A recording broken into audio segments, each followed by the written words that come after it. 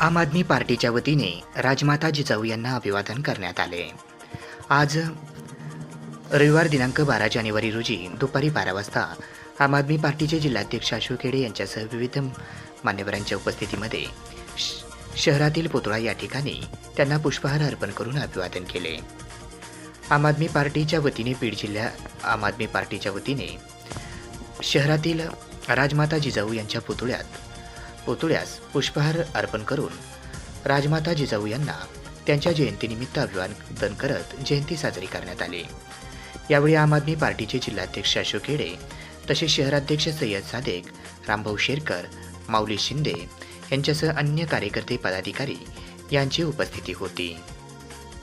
जय शिवराय, जय जिजाऊ, जय शिवराय, जय जिजाऊ, जय शिवराय। तुमचं आमचं नातं काय? जय जिजाऊ, जय शिवराय। छत्रपती शिवाजी महाराज की जय, छत्रपती संभाजी महाराज की जय। तुमचं आमचं नातं काय? जय जिजाऊ, जय शिवराय।